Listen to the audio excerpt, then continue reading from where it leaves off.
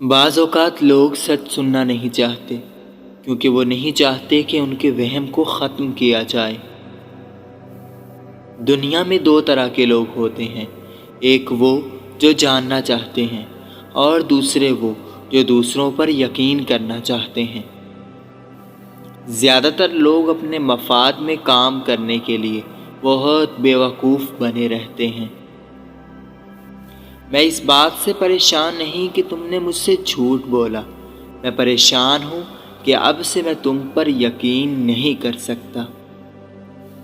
ہمارے سب سے بڑے تجربات ہمارے پرسکون لمحات ہوتے ہیں۔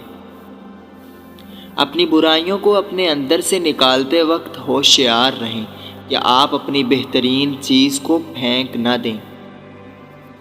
ہم جتنی بلندی پر چڑھتے ہیں ہم ان لوگوں کو چھوٹے دکھائی دیتے ہیں جو اڑ نہیں سکتے۔ جب تک لوگ آپ کی تعریف کرتے رہیں تو یقین کریں کہ آپ ابھی تک اپنے سچے راستے پر نہیں بلکہ کسی اور کے راستے پر ہیں۔ جو سانپ اپنی کھال نہیں بدل سکتا وہ مر جاتا ہے، اور وہ ذہن جن کو اپنی رائے بدلنے سے روکا جاتا ہے وہ بھی مر جاتے ہیں، کبھی بڑے ذہن نہیں بن پاتے۔ سچا آدمی دو چیزیں چاہتا ہے، خطرہ اور کھیل۔ اس وجہ سے وہ عورت کو سب سے خطرناک کھیل کے طور پر چاہتا ہے۔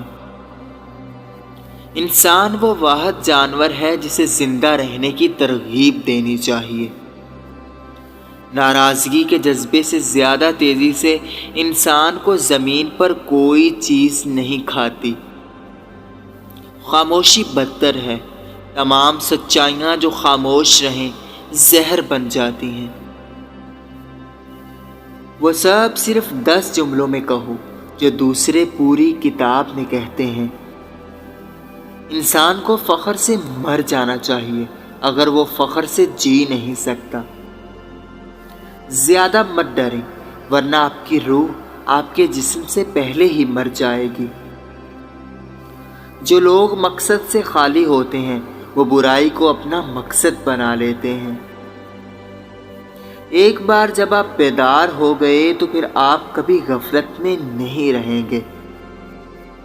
جس کے پاس جینے کی وجہ ہے وہ تقریباً کسی بھی طرح سے برداشت کر کے جی سکتا ہے۔ وہ بنیں جو آپ ہیں، وہی بنائیں جو صرف آپ بنا سکتے ہیں۔ صحیح ہونے پر اصرار کرنے کے بجائے خود کو غلط قرار دینا بہتر ہے، خاص طور پر جب دوسرا صحیح ہو۔ ایسے لوگ خوفناک ہوتے ہیں جو کسی مسئلے کو حل کرنے کے بجائے اس کو الجھاتے ہیں۔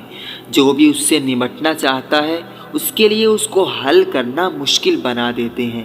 جن کو کیل پر ہتھوڑی مارنی نہیں آتی اسے ہرگز مارنے کو نہ کہیں۔ اپنے مقصد کو کھونے سے آپ اپنا راستہ کھو دیتے ہیں۔ امید در حقیقت تمام برائیوں سے بری چیز ہے کیونکہ یہ انسان کے عذاب کو طول دیتی ہے۔ برے لوگوں سے لڑتے ہوئے دھیان رکھیں کہ کہیں آپ ان جیسے نہ بن جائیں۔ ہوا کے خلاف تھوکنے سے بچو ورنہ وہ تمہارے ہی منہ پر آئے گا۔ اسی طرح برے لوگوں سے الجھنے سے بھی بچو۔ محتاط رہیں کہ آپ اپنے دشمنوں کے طور پر کس کو چنتے ہیں کیونکہ آپ اسی کے بارے میں ہی زیادہ سوچتے ہیں۔ تنہائی میں اکیلا شخص خود کو کھاتا ہے مگر ایک ہجوم میں بہت سارے لوگ اس کو کھاتے ہیں۔ اب فیصلہ آپ کے ہاتھ میں ہے۔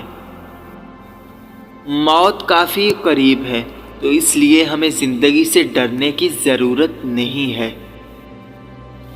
یہ محبت کی کمی نہیں بلکہ دوستی کی کمی ہے جو ناکام شادیوں کو جنم دیتی ہے۔ اصل کامیابی یہ ہے کہ آپ کتنی دیر سچائی پر قائم رہ سکتے ہیں۔ شادی کرتے وقت اپنے آپ سے یہ سوال پوچھیں، کیا آپ کو یقین ہے کہ آپ اپنے بڑھاپے میں اس شخص سے اچھی طرح بات چیت کر سکیں گے؟ شادی میں باقی سب کچھ عارضی ہے۔ انتقام اور محبت میں عورت مرد سے زیادہ وحشی ہے۔ سب کچھ اہمیت رکھتا ہے، کچھ بھی اہم نہیں ہے۔ تنہائی ہمیں اپنے لیے سخت اور دوسروں کے لیے نرم تر بناتی ہے۔ دونوں طریقوں سے یہ ہمارے کردار کو بہتر بناتی ہے۔ وہ تمام چیزیں جو واقعی عظیم بنتی ہیں، سب سے پہلے ناممکن سمجھی جاتی ہیں۔